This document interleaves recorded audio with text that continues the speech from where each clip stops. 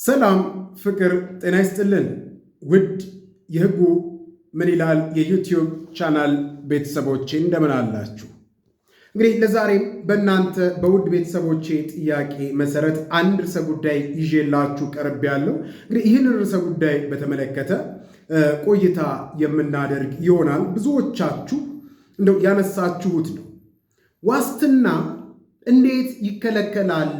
ለምንድን ነው የሚከለከለው? ህጋዊ መሰረት አለው ወይ? በዛ ልክ ዋስትናን ያስከለክላሉ ተብለው ከተዘረዘሩ የወንጀል አይነቶች ውጪ በሆነ አግባብ ለምንድን ነው ዋስትና የሚከለከለው ብላችሁ ብዙዎቻችሁ ጠይቃችሁኛል። እኔ ጠበቃ አበባው አበበ ነኝ። ከእናንተ ጋር ቆይታ የማደርግ ይሆናል። እንግዲህ የህጉ ምን ይላል የዩቲዩብ ቻናላችንን ሰብስክራይብ እያደረጋችሁ ሼር እያደረጋችሁ ለብዙሃኑ እንዲደርስ በኮሜንት ሴክሽን ላይ ደግሞ እንዲሰራላችሁ የምትፈልጓቸውን ማናቸውንም አይነት የህግ አግባቦች እንግዲህ ኮሜንት እንድታረጉልኝ ስል በተነሱ ሐሳቦች ዙሪያም ከሆነ ሐሳብ፣ አስተያየት፣ ጥያቄ፣ ጥቆማ ያላችሁ ካላችሁ ከዛ አንጻር ሐሳባችሁን፣ አስተያየታችሁን፣ ጥያቄያችሁን፣ ጥቆማችሁን በኮሜንት ሴክሽን ላይ ልትጽፉልኝ ትችላላችሁ። ለዛሬ በዋናነት የመነሻ ሐሳባችን ዋስትናን በተመለከተ ስለሆነ ዋስትና የሚፈቀድበትና የሚከለከልበትን የህግ አግባብ በግልጽ የህገ መንግስቱን አንቀጽ መሰረት አርገን የወንጀል ስነ ስርዓት ህጉንም መሰረት አርገን ከናንተ ከውድ ቤተሰቦቼ ጋር እንግዲህ ፕሮግራም የማዘጋጅ ይሆናል፣ የማዘጋጅላችሁም ይሆናል። ዋስትና ማለት እንግዲህ በዋናነት እንደው ትርጉሙን ለማየት ያህል አንድ በወንጀል የተጠረጠረ ወይም የተያዘ ሰው ገንዘብ ሊሆን ይችላል፣ ንብረት ሊሆን ይችላል፣ ወይንም ደግሞ በዛው አንጻር በፖሊስ ጣቢያም ከሆነ የመታወቂያ ዋስ አስይዞ የሚወጣበት ነው። ዋስትና ማለት እኛን ተክቶ እኛ ስንወጣ ጋራንቲ ወይንም ዋስ ሊሆነን የሚችል ቁስ ሊሆን ይችላል፣ ንብረት፣ ገንዘብ ሊሆን ይችላል፣ ወዘተርፈ ሰው ሊሆን ይችላል። ከዛ አንጻር በዛ ሁኔታ እንረዳው። ዋስትና ውድ ቤተሰቦቼ ህገ መንግስታዊ መሰረት ያለው ነው። በህገ መንግስታችን በአንቀጽ 19 በንዑስ ቁጥር 6 ስር የተያዙ ሰዎች በዋስ የመፈታት መብት እንዳላቸው በግልጽ ይደነግጋል። ህገ መንግስታዊ ድንጋጌም ሆኖ ይገኛል። የተያዙ ሰዎች የዋስትና መብት ቢኖራቸውም ቅሉ ዋስ የማምጣትና በዋስ የመውጣት መብት ቢኖራቸውም ቅሉ በተደነገጉ ልዩ ሁኔታዎች በህግ አግባብ በተገለጹና በተደነገጉ ልዩ ሁኔታዎች ፍርድ ቤት ዋስትናን ላለመቀበል ወይንም በገደብ መፍታትን ጨምሮ በቂ በሆነ የዋስትና ማረጋገጫ እንዲቀርብ ሊያዝ ይችላል። ዋስትናን ላይቀበል ይችላል፣ ወይንም ደግሞ በቂ የሆነ ዋስትና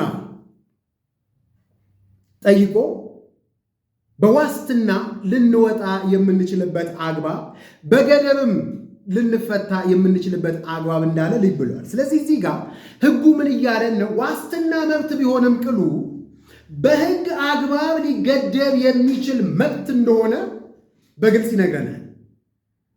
በህገ መንግስታችን አንቀጽ 19 ንዑስ ቁጥር 6 ላይ የተያዙ ሰዎች በዋስ የመፈታት መብት እንዳላቸው ግልጽ ነው።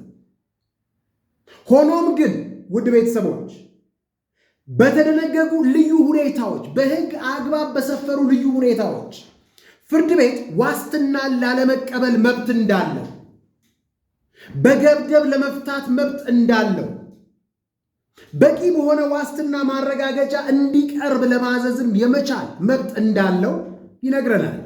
ይህ ህገ መንግስታዊ ድንጋጌው ነው። ምንም እንኳን ህገ መንግስታዊ መብት ቢሆንም በዋስ መውጣት ፍርድ ቤቶች ግን ይህን መብት ሊገድቡ የሚችሉበት ህጋዊ አግባብ እንዳለ ይነግረናል። ከዚህ አንጻር በስነ ስርዓት ሕጋችን በወንጀል ስነ ስርዓት ሕጋችን በአንቀጽ 63 ንዑስ ቁጥር 1 ላይ ምን ይላል የሚለውን እንስቲ። ዋስትናን በተመለከተ ሊከለከል የሚችልበት አግባብ ምን አይነት ኤክስተንት ነው የሚለውን ስናይ በአንቀጽ 63 በወንጀል ስነ ስርዓት ሕጋችን በንዑስ ቁጥር 1 ስር ማንኛውም የተያዘ ሰው የተከሰሰበት ወንጀል የሞት ቅጣትን ወይም 15 ዓመት ወይንም በላይ የሆኑ ጽኑ እስራት የሚያስቀጣው ከሆነና ወንጀል የተፈጸመበት ሰው በደረሰበት ጉዳት የማይሞት የሆነ እንደሆነ ፍርድ ቤት የዋስትና ወረቀት አስፈርሞ ለመልቀቅ ይችላል ይላል። ስለዚህ እዚህ ጋር መገንዘብ ያለብን ነገር ምንድነው? አንድ የተያዘ ሰው የተጠረጠረ ሰው የሞት ቅጣትን ወይንም የሰራው ወንጀል የሞት ቅጣት የሚያስቀጣው ካልሆነ ወይንም ደግሞ የሰራው ቅጣት 15 ዓመት ወይንም ከዛ በላይ የሆነ ጽኑ እስራት የሚያስፈርድበት ወይንም የሚያስቀጣው ካልሆነ በስተቀር ወይንም ወንጀል ፈጽሞ ወንጀል የፈጸመበት ሰው የማይሞት ከሆነ በዋስትና ወረቀት አስፈርሞ ሊለቀው እንደሚገባ በግልጽ ያሳየናል። ስለዚህ አንድ ሰው የሞት ቅጣት የሚያስቀጣው ከሆነ ከ15 ዓመት በላይ የሰራው ወንጀል የሚያስቀጣው ከሆነ ወንጀል የፈጸመበት ሰው የደበደበው ሰው ለምሳሌ የሚሞት ከሆነ በዋስትና ሊወጣ እንደማይችል በግልጽ ተደንግጎ ይገኛል። በንዑስ ቁጥር 2 የዋስትና ወረቀት በዋስ ወይንም ያለ ዋስ ማስፈረም የሚለቀው ሰው በሚፈለግበት ጊዜ እንዲቀርብ የሚያደርገው በቂ ዋስትና መሆኑን ፍርድ ቤቱ ካልተረዳው በቀር የተያዘውን ሰው የዋስትና ወረቀት ማስፈረም መልቀቅ አይችልም። ስለዚህ የሚሰጠው ዋስትና ያ ሰው በኋላ ፍርድ ቤቱ ሲፈልገው በተለያዩ ቀጠሮዎች ተመልሶ ሊመጣ የሚችል ለመሆኑ ማረጋገጫ ሊሆነው እንደሚገባ ከዚህ አንጻር በግልጽ ያሳየናል ማለት ነው። ስለዚህ የወንጀል ስነ ስርዓት ሕጋችን በአንቀጽ 63 ዋስትና መብት ቢሆንም ቅሉ ሕገ መንግስታዊ መብት ቢሆንም ቅሉ በዋስትና ላይወጣ የሚችልባቸው መስፈርቶች ምን ምንድን ናቸው ብሎ በዝርዝር ያነሳቸውን አንስቼላችኋለሁ በንዑስ ቁጥር 1። ከዚህ አንጻር 15 ዓመት እና ከዛ በላይ የሚያስቀጣ ወንጀል የፈጸመ ሰው ወንጀል የሰራበት ሰው የሚሞት ከሆነ የሰራው ወንጀል በሞት ሊያስጠይቀው ወይ ሊያስቀጣው የሚችል ከሆነ በዋስትና ሊወጣ አይችልም። ስለዚህ ከዚህ አንጻር ምንም እንኳን ዋስትና ሕገ መንግስታዊ መብት ቢሆንም በዚህ አይነት የሕግ አግባብ በተደነገጉ ልዩ ሁናቴዎች ሲል ይህ ድንጋጌም አንዱ መስፈርት ሊሆን እንደሚችል ልብ ይለዋል። ውድ ቤተሰቦች ለምሳሌ በዋስትና ወረቀት በመፈረም ስላለመልቀቅ የሚለውን ድንጋጌ እስቲ እንየው። በወንጀል ስነ ስርዓት ሕጋችን በአንቀጽ 67 ንዑስ ቁጥር ሀ ለሐመሩ ሀ ላይ ያለውን እንይ። በዋስትና ወረቀት የመለቀቅ ማመልከቻን መቀበል የማይቻለው ለፍርድ ቤት አሁን ወረቀት እናቀርባለን ወይንም ደግሞ በመጀመሪያ ትሪያል ላይ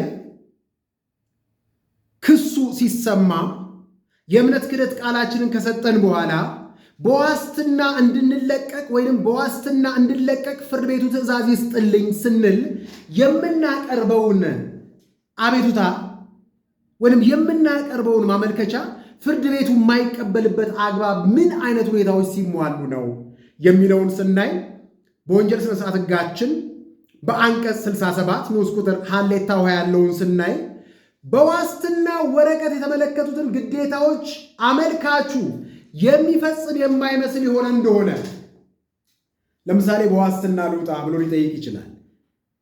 በዋስትና ሲወጣ ግን የተመለከቱትን ግዴታዎች በዋስትና ወረቀቱ ላይ የተመለከቱትን ግዴታዎች በኋላ ተመልሶ የማይመጣ ከሆነ ምናልባት ምስክሮችን የሚያጠፋ ከሆነ ምናልባት ማስረጃዎችን የሚያጠፋ ከሆነ ወዘተርፈ በዋስትና ወረቀቱ ላይ በዝርዝር የሰፈሩትን የሚፈጽም መስሎ የማይገኝ ከሆነ ላይፈቀድለት ይችላል።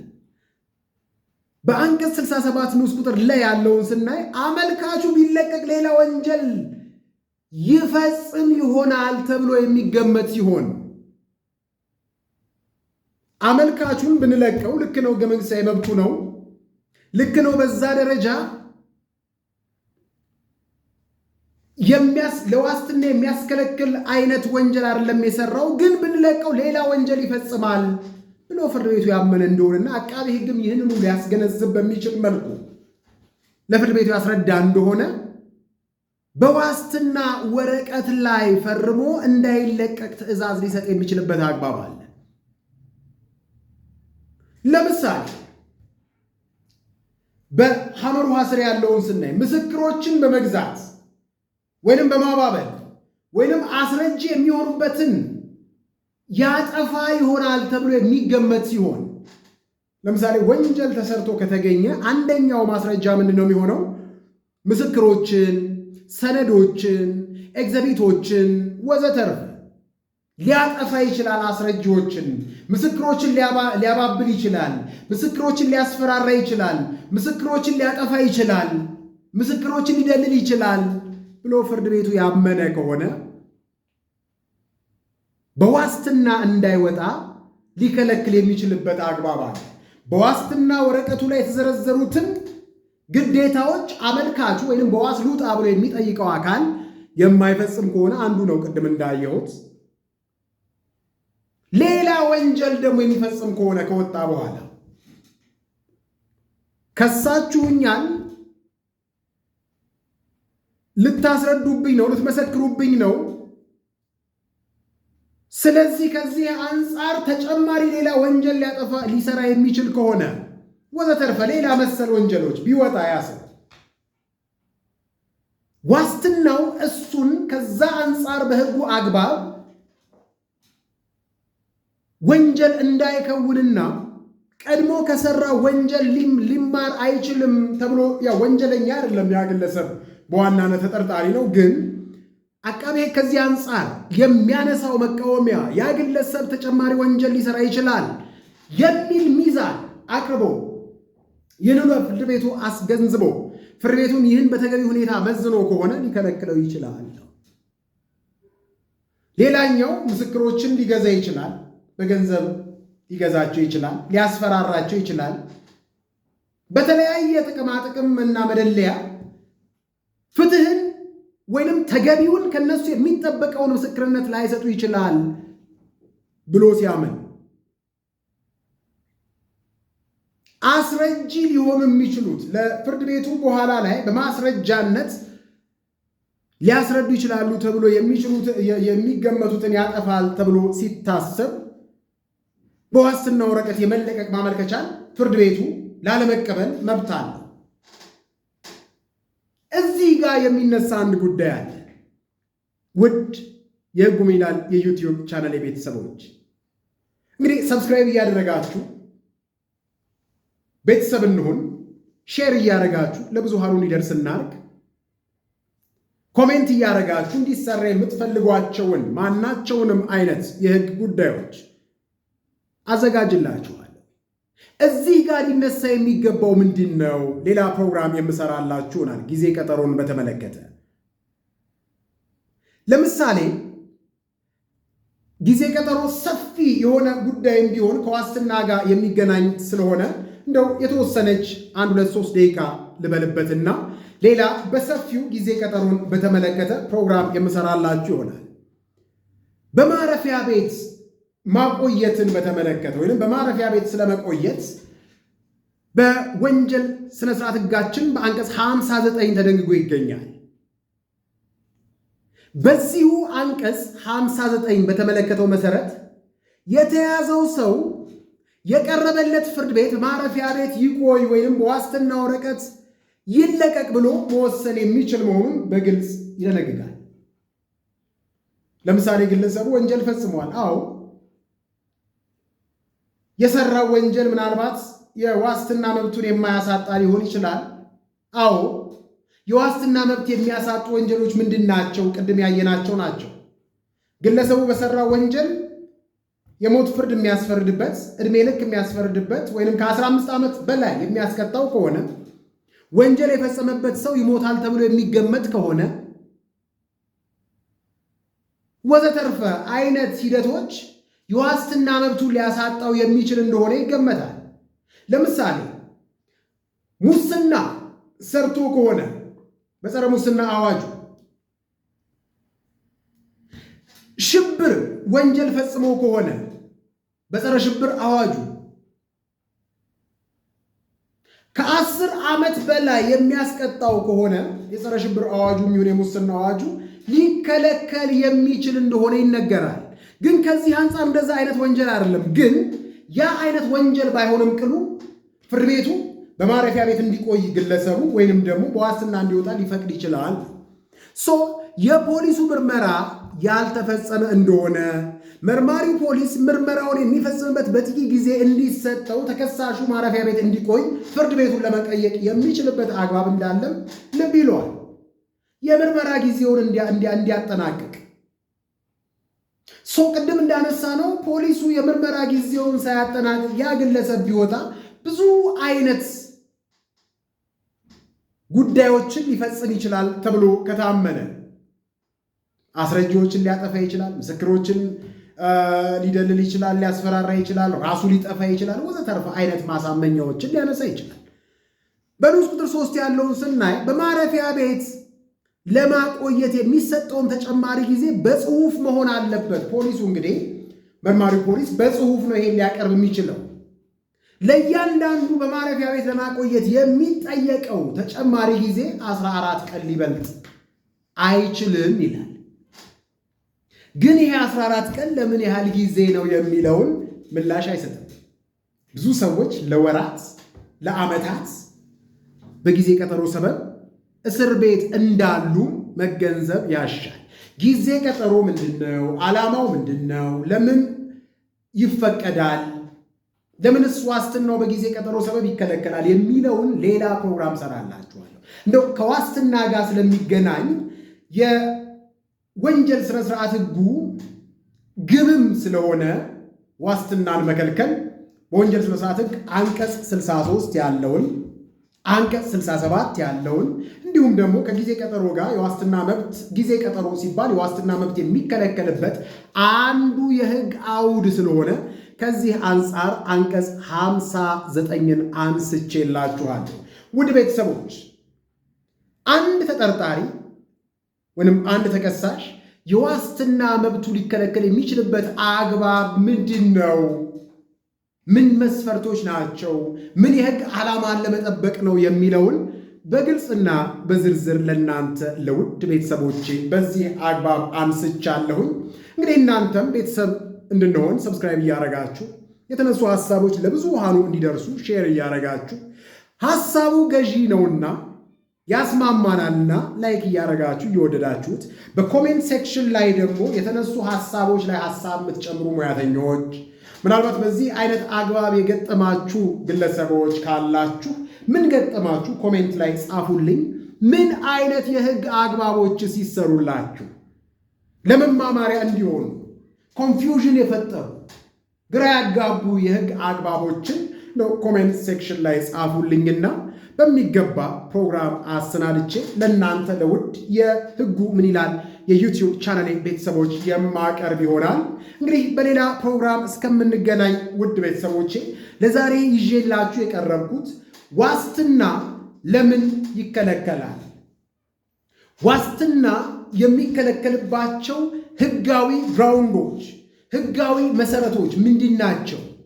ሕገ መንግሥቱ ዋስትናን ሕገ መንግሥታዊ መብት ቢያደርገውም ቅሉ በግልጽ በተደነገጉ ልዩ ሁኔታዎች ይህ ሕገ መንግሥታዊ መብት ሊገደብ የሚችልበትን አግባብ ደንግጓልና እነዛ ምንም እንኳን ዋስትና ሕገ መንግሥታዊ መብት ቢሆንም ሊገደብበት የሚችልባቸው ሕጋዊ ግራውንዶችና መስፈርቶች ምን ምንድን ናቸው ስል ለእናንተ ለውድ ቤተሰቦቼ አንስቻለሁ፣ አቅርቤያለሁ። እናንተም በደስታ ፈልጋችሁ ወዳችሁ ሰብስክራይብ አድርጋችሁ ቤተሰብ ስለምትሆኑኝና አብረንም እየቀጠልን ስለሆነ ከልብ አመሰግናለሁ። በሌላ ፕሮግራም እስከምንገናኝ ድረስ መልካሙን ሁሉ እመኝላችኋለሁ። ሰላም ሁኑ ውድ ቤተሰቦቼ።